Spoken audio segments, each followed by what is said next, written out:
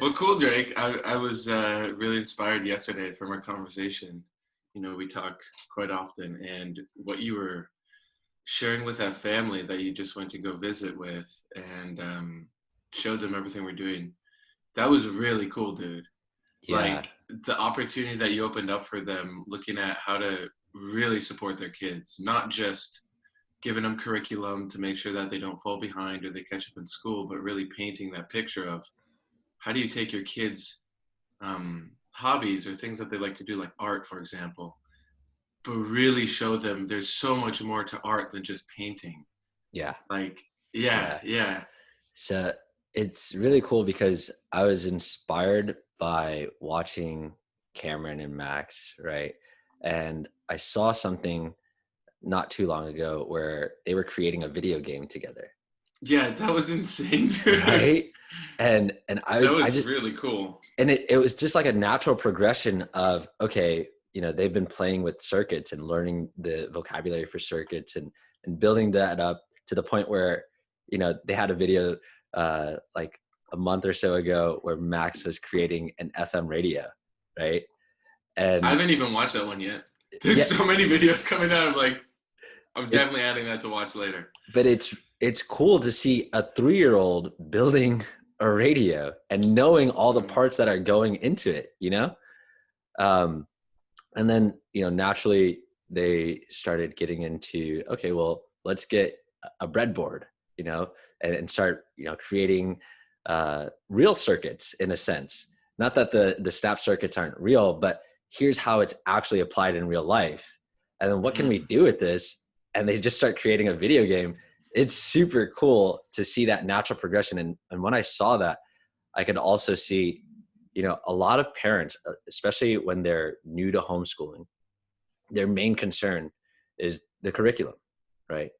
And a lot of parents, their thinking is, well, how do I, basically model school at home, right? But between you and us, right? You and I, okay, when you went to school, you probably learned a lot of things that you didn't really need, right? Yeah, the vast majority I don't use. I mean, I use math on a daily basis and Right, English words, but I'm not, right. the vast majority just went out the window. Yeah, and it's funny because we've had a conversation with a few other people before about, okay, well, if you don't remember it, like you're thinking you're going to teach your kids, but you don't remember it, and so you feel like uncomfortable. Was it actually something that you needed? Was it actually something that you used? Like, is it worth sharing with your kids? Right? Well, when you look at it again now, and hopefully parents can see that. Like if I'm not using it, my kid probably doesn't need to see that, but there's a level of critical thinking in there. Yeah. But then that opens up, well, what do they do all day? Right, right, right. Yeah. So there are some very practical things they should be learning, for sure. They should be learning math. They should be learning vocabulary, for sure. Hmm. How to read, all that stuff, Yeah, science. basics of history, Yeah, geography, things like that. right. However, there's also a really practical way to do it. Like sitting in a classroom. I remember reading R. Buckminster Fuller, and he You was read that saying, in class? no, no, no, not at all. Not in I class was at all. like, dude, I wish I went to But he that was school. making a commentary Okay. on classroom setting learning Hmm. and saying how, sitting down in the classroom, like, first off, it's really weird. Not Hmm. everyone wants to even eat at the same time, you Hmm. know, and Good especially point. not the same things, right? And so it's really weird that we kind of create our education system in a way that's like, okay, everybody's going to learn about Venezuela right now. like like not everyone's interested in Venezuela at the exact same moment, right? Mhm. And for maybe one child, it's like, right now they're really interested in it, and for another child, they won't be interested in it for another year or so, right? Yeah. But and so he was saying, basically, for every child in the future, like this, he was saying back in the 80s, he was saying this mode of teaching is outdated. And in the future, every child will have their own individualized kind of learning plan, lesson plan, right?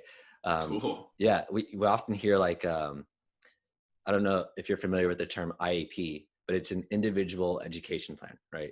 Basically, when a student doesn't learn in the same learning style as everyone else around them, as in, they're not interested in reading this at the moment, or maybe it takes them a little bit longer to read this, right? Then they get Yeah. an individualized plan at the school where they're taken aside and they're spent more time with, right? Hmm. Well, now there's a way where every child can have that one-on-one instruction where they get an individualized plan for themselves, right? And so getting really to the point of, okay, how does that work? Like Hmm.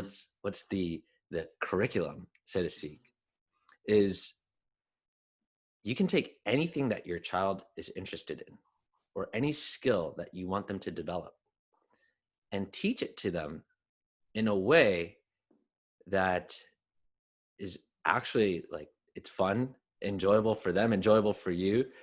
And say, for instance, art, right? You're going to teach your child art, whatever they're interested in. It could be anything, but let's go with art. Hmm. Well, first, why there's a lot of resources available out there. There's a lot of free resources available out there. There's a lot of YouTube Hmm. videos by great artists. There's a lot of YouTube videos by uh, you know mechanics, engineers, uh, people who are into marine biology, marine biologists, right? All of that stuff. You can find that available either on YouTube or on something like Khan Academy, where they're going over math. There's a Yeah. lot of really great explanations for things freely available all over the internet. But why do parents not feel comfortable with all of that? Hmm. I mean, from my perspective, I'm not a parent yet, but I work with a lot of parents, and it's that they don't feel confident because they really don't know it themselves. And so Exactly. it's this learning curve for them. Exactly. Also, they're afraid that their child's not going to be able to comprehend that, Hmm. and they're not going to be able to explain it well. Well, Hmm. okay, we already have the tool that you can ensure that your child can comprehend. Yeah, And, like 100% guarantee. yeah, It's like literally that's how the tool is designed. So they yeah, can't get beyond it if they don't exactly. comprehend it. Exactly. Hmm. But we have plenty of videos about that. And so we won't really go into the specifics of that. Hmm. But here's the cool thing: you can watch a video, say your child wants to be an artist and you want to support that. Great. And you also want to make sure that they're learning, math, they're learning algebra, they're learning all the things that they should be learning. Okay, great. Here's one route you can take that makes sense. Your child, you watch a video of an artist, a great artist who just explains things really clearly in a way that you can understand, right? Hmm. You take the vocabulary from that, you integrate it into your child, right? And so Hmm. now you watch the video together and they're starting to understand it. And Yeah. whatever they don't understand, you're there with them. So, and you're going through this learning process as well. You're learning side by side with your child. And so it's also creating within the both of you this bond over, hey, we're learning this thing together and we're Hmm. going to start creating these things together. And just within art, which is super cool, you're learning about different things like techniques, brush strokes. You're also learning about how the different paints like acrylics or oil base or whatever it is, right? But then you're also learning, okay, you've got to pour 3/4 of this base and then, a quarter of this paint or Yeah. whatever it So is. much that goes into it. There's so much behind that you can break down into, okay, this is not only an art lesson, this is a science lesson, a math lesson, et cetera, et Hmm. cetera. And you're going along the way learning all of these things. Very simply done. And we can go into, well, if you want to know more about that, reach out to myself or Mitch and we can break that down even further. But then within that, that's not just the only thing you're doing. You can take that art and you're using basically like a business incubator setting Hmm. where you're taking that one idea or one concept or one thing that your child really enjoys and you have a project with it where you're saying, okay, now the idea is to bring this to market. Hmm. And so now the idea is, okay, we're going to sell this art piece, whether it's like on Etsy or we create our own website or whatever. But within that, there's so much more learning to do. So you have to have a plan. Okay. So now you're teaching problem solving and planning. You're also teaching, okay, how much did all of this art supplies cost? And how much do we have to sell it for if we're going to just cover our costs, or if we want to make a little bit more so we can do more art together? And so Mhm. now you're learning algebra, and it's like a natural progression, as opposed to, you're sitting there with the book and you're like, okay, now chapter 2, like you learned that thing. Now here's the next thing you're supposed to learn. Yeah, But which one would your kid rather do? Be honest. Which one would you rather do?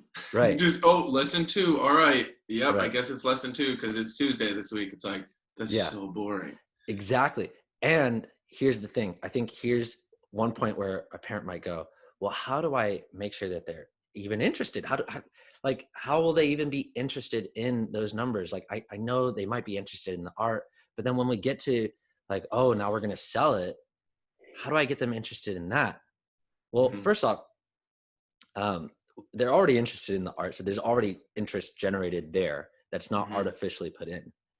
But second off, as they're gaining that vocabulary and the understanding of what this actually is and what you're actually doing, which you're going to be building along the entire way. And, obviously I'm saying this in context of parents that I work with who have TechnoTutor, right? And so Hmm. with TechnoTutor, we're building our vocabulary the entire way through. Hmm. And so there's no, when a child has the vocabulary and they can understand what you're saying, they become naturally interested in it. Like, oh, we've been working Hmm. on this. Okay. Yeah. Yeah. Yeah. Tell me more about that. I know what you're saying. I know what we're talking about. And they're just able to absorb it naturally. Um, so then within that, there's all these skills that you're learning about, okay, how to communicate with people, how to generate funds. Maybe you're doing some fundraising together. It doesn't really matter. The Hmm. cool part about it is you bring it to market, so to speak. And even if it fails, it doesn't matter. Why? Because you're doing this, by the time your child's like 12 or even before 12, or maybe even a little bit after. I could even see Max doing like literally that was last year back when Max just turned 3 and we were doing acrylic paints, and now they have I don't know how many paints in their house that you could very easily go on like Facebook Marketplace or Etsy and turn that into like a little fun side business. And the Yeah. kid's less than 5. Yeah, exactly. And so what I'm saying with like, it doesn't matter if it's successful or not, is because consider this. Consider, um, you and I were entrepreneurs. We both, Hmm. graduated from high school, went to college. And I remember for myself, I wanted to build a business, but I had no idea about anything about business Yeah. until, I was basically in college and going, okay, what do I do? Wait, how do I start? Where do I go? Like, I didn't know anything about like, creating a business entity or finding leads or generating funds or anything like that.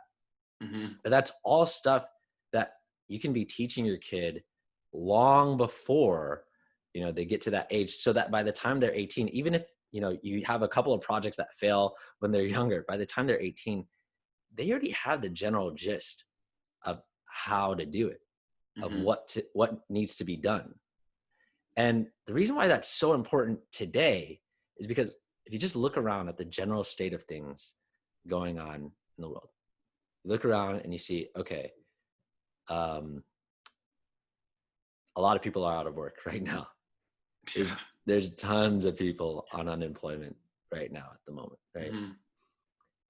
And it's been like that for like 6 months or so. And we don't know if these jobs are even going to come back. Hmm. So what do you think is going to be more valued? The kid who's like doing some virtual school program where they're following along with the curriculum and they're already behind and they're not getting it. And it's like, it's not like conducive to a learning environment.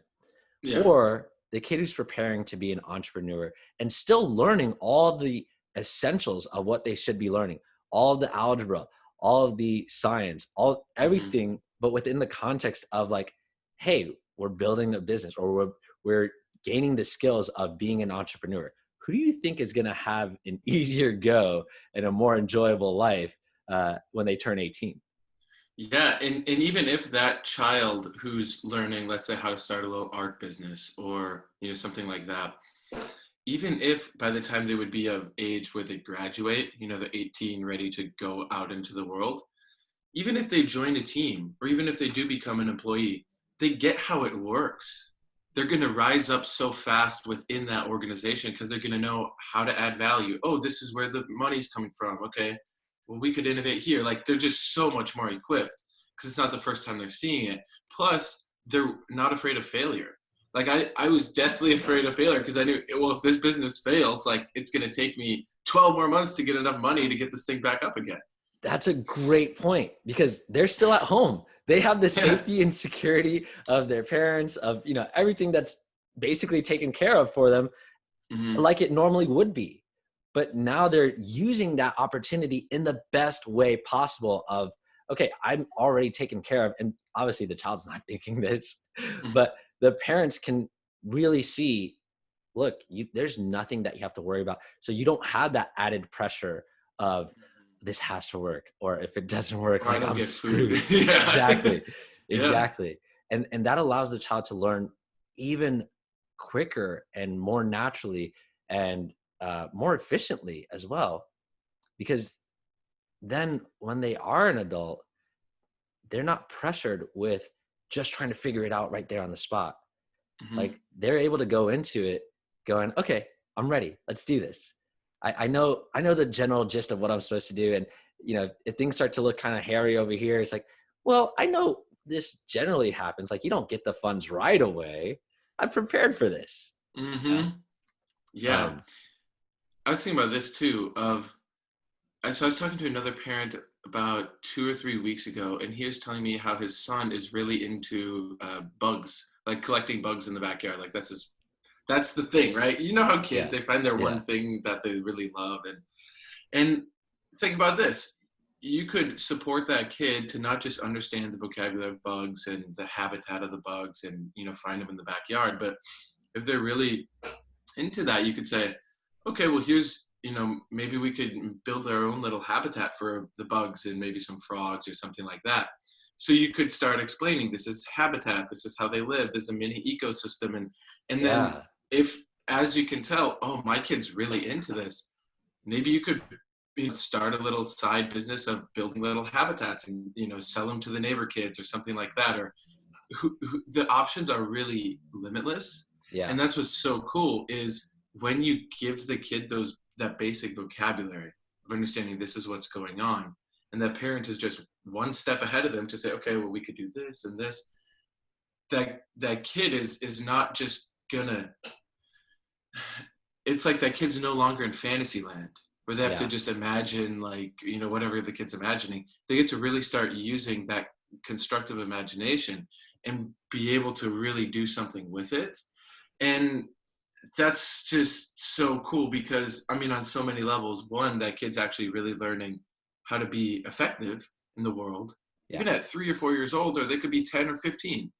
But then also that bond that's created between that kid and the parent, or maybe it's their sibling, or maybe it's a grandparent or guardian, whoever's looking after that kid, taking on that role of educator, like that bond that's created.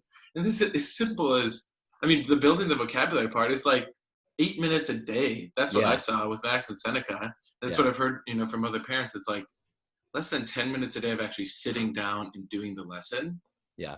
But then it just becomes their way of life, where it's like, oh yeah, of course I want to build circuits because it's like playing to them. Yeah. So Yeah. And then yeah. then you have the whole rest of the day to actually implement and actually have fun, and just, it's just you explaining. And that's one point that you just brought up.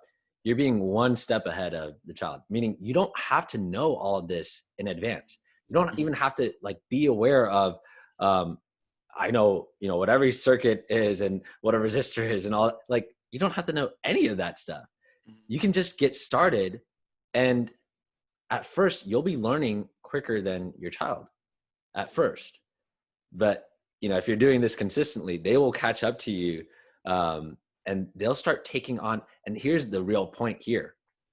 They're taking on the learning for themselves. They're guiding their own learning. They're able to do that because you're showing them, here's what we do. We look up this video, we put it in the vocabulary, we integrate that, and then we start doing those things in the video. And then anything that you want to learn, okay, well, like for instance, like with Max, right? He's like, well, how do I get this circuit to do XYZ, whatever it is? And his dad's responding, I don't know how to do that actually. But, if you want to find that out, we can look that up and we can integrate that vocabulary. Mm-hmm. And he shows him how to do that. Go ahead. I want to ask you to highlight this. Why is it not enough for the parent to just look up a YouTube video with that kid and just try and do this? Yeah.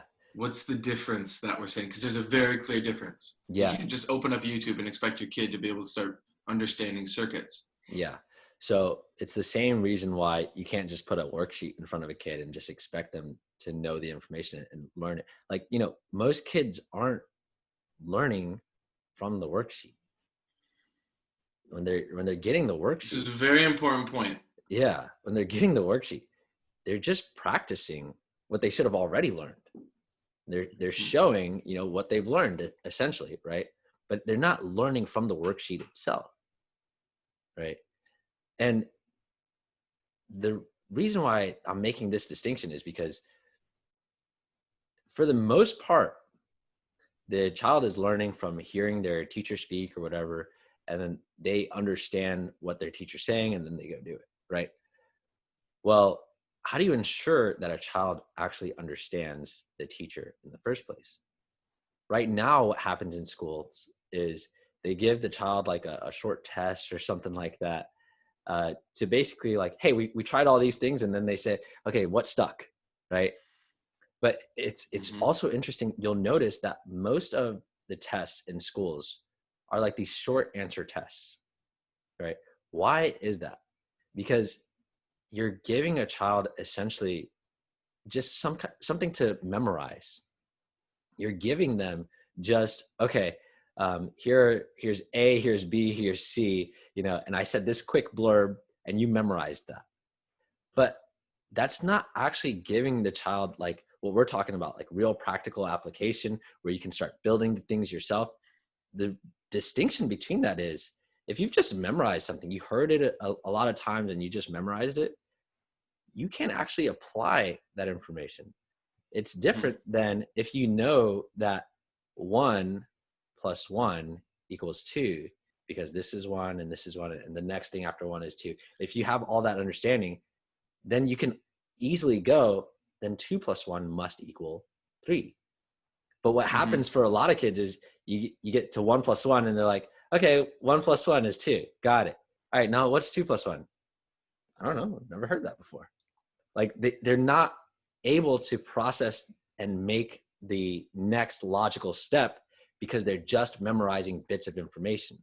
And so the same thing here, we're really focused on building the vocabulary because then you're actually building the comprehension.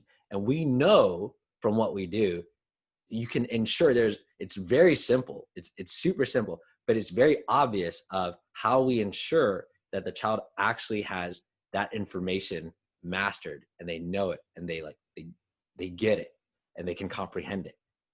Share that point about the kids that you were doing the math lesson with in the equals. Oh yeah.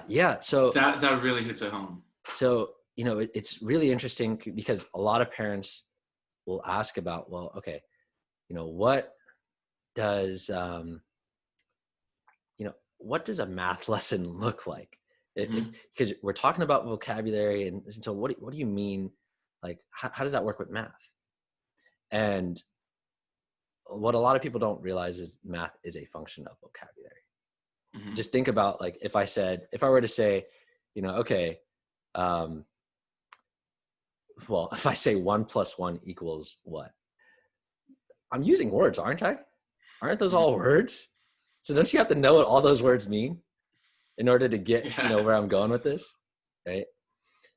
But I was working with some kids, and I remember they were school age, first, second, third grade, and they had actually expressed interest to me that they wanted to learn some math. I'm like, all right, cool, we can do some math. And so one of the first things that I did was, okay, let's work on the words, plus, add, and equals, right? And as we were going through these words, they were having a particular challenge with equals. And what I was seeing within that was like, okay, do you know what equals means?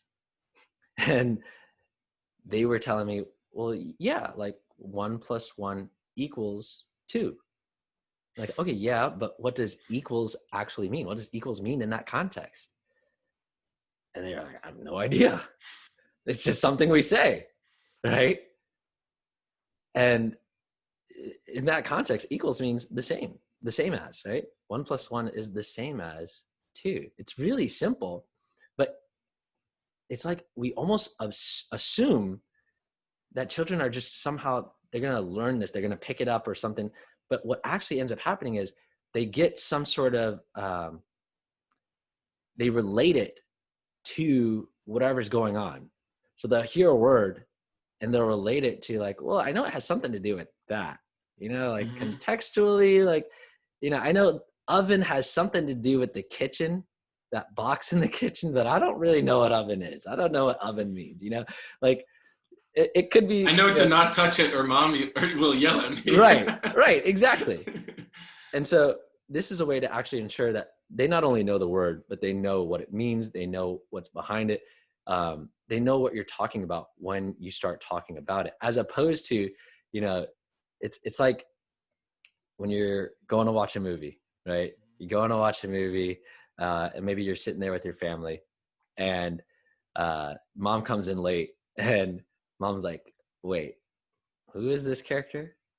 Who's that guy? What do they have to do with each other? Wait, why is everybody getting excited right now? What's going on? Why is this significant? And then at the end of the movie, mom's like, I'm confused. I have no idea what that movie was. And you're like, that was a great movie, right? Why does that happen? Because they missed from the beginning the whole context, the whole starting point of that movie. They missed. Yeah. So some key things happen right at the beginning. Yeah. That you need to get the full comprehension of the movie to then enjoy it. Right. And so in the same way, words are that key context. Words are the beginning. They're that intro. We even call the letters characters, right? Mm-hmm. And we know how those characters interact together. And then, you're able to then start talking to your child in a manner. And obviously, we're saying in a very specific context with using TechnoTutor, it's very simple to ensure your child knows the word legitimately, as opposed to, and what's going on in their thinking process, as opposed to just kind of guessing, which is what the school does, is like, hey, we said this word, we're guessing you got it, we're hoping you got it, right? And we'll give them a test, and if they get above 65% or whatever, okay, then you're good. Then they move on, right? Like, exactly. What about the other 30% or 40%? There's a lot left there that they didn't get. Yeah, exactly. What if that was the key piece that they needed in order to be successful in the future or not? Like, we don't know. Right. In that way, but that's why TechnoTutor is fundamentally better. And so with actually, focusing on building the vocabulary first, then you ensure that when you're talking to the child, they actually understand what you're saying. They actually comprehend. They actually go, oh, yeah. We were working on that word earlier today. Now I know what you mean. I know what we're talking about. They have a specific like file folder within them, a placeholder within them, where all that information can go, they've not just associated it with the correct word, but they're actually building their vocabulary as you're speaking and comprehending as you're speaking, as opposed to just going, wait, what's that concept you're talking about? Yeah, there's that equals word again. Yeah, you keep saying it near the end of the thing. Yeah. Like maybe that's something That instead of just, the same. Oh, right. 1 + 1 is the same as 2. Okay. Yeah. Cool. Okay. And then you build from that. Yeah, Yeah. exactly. There's another point that you brought up earlier. Um, I think we talked about, oh, yeah. What's really interesting is if you study super successful people, like if you study, Mark Zuckerberg or Bill Gates or Warren Buffett or any of those like super successful people, and Hmm. even going way back in time, Benjamin Franklin, you know, Hmm. all these kinds of super successful people, they started out very young. They started running businesses or attempting businesses. Even in Rich Dad Poor Dad, Robert Hmm. Kiyosaki talks about his rich dad had to start running his business when he was like 10 or between 10 and 12 years old Yeah. because of circumstances. Even like I think Donald Trump's father, same Yeah. thing, Yeah. same Where thing. Donald Trump's grandpa died from Yeah, like the Black Plague or something. yeah. And then I think it was Spanish flu. Yeah, yeah. Yeah. Yeah, not Black Plague. That was No, I New don't think York. it's black. That's a little bit further down. Yeah. Yeah, yeah. So Spanish flu, and then he was like 12 years old when he inherited the whole family business, which I think was like a construction company or something like that, Yeah. right? And so consider that like these kids are getting started really early. So by the time that they are in their 20s, they've got a huge head start. They've already been in the game for 10 years, right? Hmm. Like, isn't that a obvious advantage when you're looking at, and Robert Kiyosaki talks about this in his book, Rich Dad Poor Dad.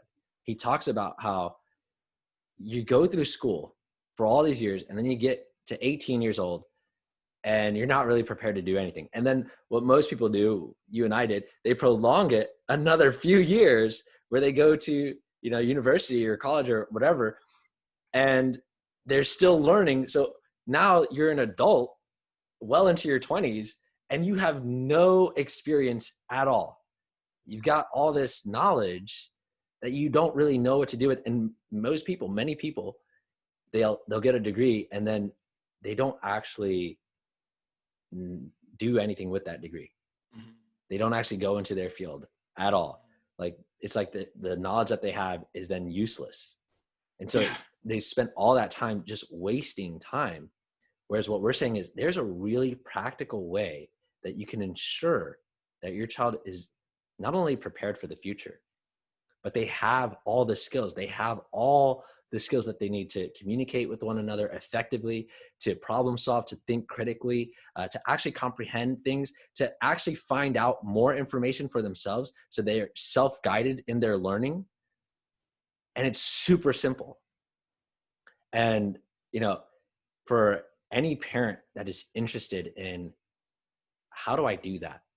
Like that sounds really cool, but it also sounds like maybe a bit of a challenge. Like you're still not wrapping your head around it. Reach out. I highly Hmm. suggest because I'm doing this with a few families now and they're seeing the benefits of it and they're so super excited by it, man.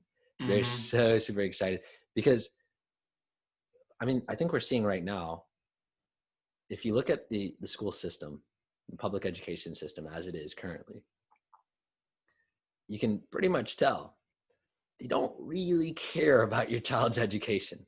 Hmm. Not in the way that we thought. Because if they did, like they would have had something set up within the last, 6 months that kids have been out of school.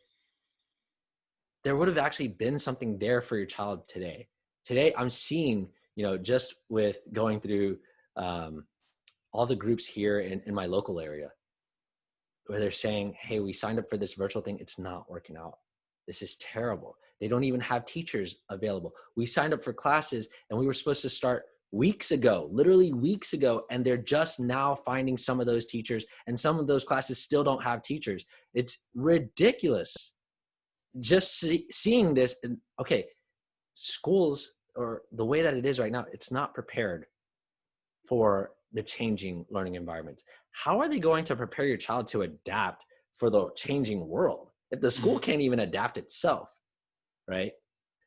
So this is really just preparing your child in a real way because the truth of the matter is they have so many kids there's such a huge infrastructure. Like they can't actually care about your child in the way that you can care about your child. They can't actually take the time, even if they really like your child, they can't actually take the time to focus one-on-one with your child. That model has to go. Or at least in your family, if you want your child to succeed and do well, that model has to go for you. You have to let go of that model, because otherwise you're really setting up your child for failure. You're Yeah, not and preparing them like for the real best. failure, like Yeah. long-term failure. Yeah. Because imagine you have your kid and they're, let's say, 6, and you have another 6-year-old who lives in your neighborhood. One of them stays in school, they do distance learning, they do the worksheets and all that, but you know that they're not, you aren't ensuring that they're learning every single bit of vocabulary that they need to, get to that next level. They're pretty good at test taking, pretty good at memorizing. Okay, they're going that way. Now you have the other kid, let's say your kid, and you give them a program, Technotutor, and you help them build in all those words. You check in on them, make sure that it's making sense, and then they're able to start these like fun projects. So it's more self-directed learning. Like they start their little art business, or like Max, he's likely in the next probably 3 months he'll have his own little circuit board business, and they make these little circuits of like LED lights and stuff, and then he can start selling that. Okay, so one's just doing distance learning 6 hours a day, the other one's doing self-directed learning all day long. Imagine 1, 2, 3, 4 years in the future, the difference, much less 10 years in the future. Yeah. Which one's going to have fundamentally more like self-directed will to go out and make things happen in the world, thus make money, have more fun, have a better future, versus looking to some authority to teach them a lesson through the computer or whatever, fill out a worksheet, get 60, 70, 80% on it, and then just like hoping that somehow that's going to turn into a good future. Yeah. And Fundamentally different. I think what we'll do is we'll post in the link to a video of Max just discussing circuits, because Yeah. I don't think people really understand. He's 3 years old and he's able to actually tell you what all the different components, he's able to read the schematics Mm-hmm. of like, okay, here's a radio or whatever. Like he's able to actually tell you what all the different symbols mean in a way that's like, no, he knows this stuff. It's not just like a cute little memorization thing. It's Mm-hmm. like he actually knows it better than I do. You Yeah. know, he knows it better than, most adults, honestly. And it's not the only thing that he knows. And it's really systematic the way that this intelligence has been built. And what we're saying is this is available for any parent. Mm-hmm. Like you can actually have your child like at really incredible or genius, amazing levels of understanding, comprehending, and putting things together, as opposed to what we've been sold, what we're used to in the public education sphere, Yeah. or what we're told to accept as what is education. And it's really a huge difference when you compare that to, and he's not the only kid, right? But compare that to what's going on in general. Mm-hmm. It's night and day. It's very Mm-hmm. clear from the outset. It's like, if you want your child to succeed, this is the way you want to do it. Yeah. Because that other way, it's an old model. It's already outdated, and we're especially seeing it right now. What do you think is going to happen 20 years from now when those kids who've just been out of school for virtually, 6 months, 8 months, somewhere around there, and they're still going to be behind at the end of this year, because now they're learning in a completely like through the computer, which is not really helping any of them. They're spending hours a day staring at a screen, listening to a teacher probably drone on. They're not having any physical interaction. And then next year, they're going to be behind like an entire year next year. Mm-hmm. Yeah. Imagine if, like, literally imagine if an entire generation was held back a year in their learning process. Like, especially if you're in your younger years, those are really formative years. What's going to happen over the long term? It's really clear to see, you know? Yeah. Yeah. So, I mean, that's why we make these videos, because there are parents who see this. There are parents who they've been looking for this for a while. Now the answer's here.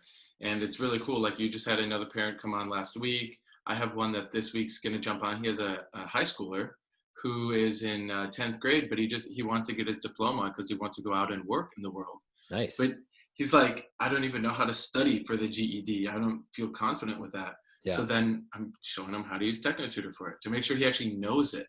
Because then it's not just studying for a test. It's like actually getting what that diploma signifies of, hey, you actually know enough basic things about the world that, like, here's your diploma. And then he Yeah. can go in the world, but then it really opens up. So if he wants to learn about automotive, things like that, or how to run a business or marketing or things like that, it's like, okay, cool. And then we just support them every step of the way. And that's what I love so much about this work, is not just providing that solution for the families, but then seeing over time how that works. Because, like, we offer support for life. Yeah. So that's what's so cool, is anywhere the kid wants to go, or if there are multiple kids, we're there for them. And if the Yeah. parents worried, we're there. Yeah. 'Cause it's so simple. It is really the education of the future. So yeah, any final points on that, Drake? Yeah. One last thing. If you are a parent who's thinking, I don't have time to do any of that, we are building micro schools. We're, Hmm. we're building micro schools that will support and give that structure for the parents. And Yeah, so don't let that be an excuse for why your child can't be a genius and yeah, can't develop all these skills and can't be wholly prepared for the future. yeah, 100%. Well, thanks, Drake. I'm sure this will impact a lot of parents and change a lot of people's lives. So Yeah. much more to come, everybody. Thanks for watching. See you guys.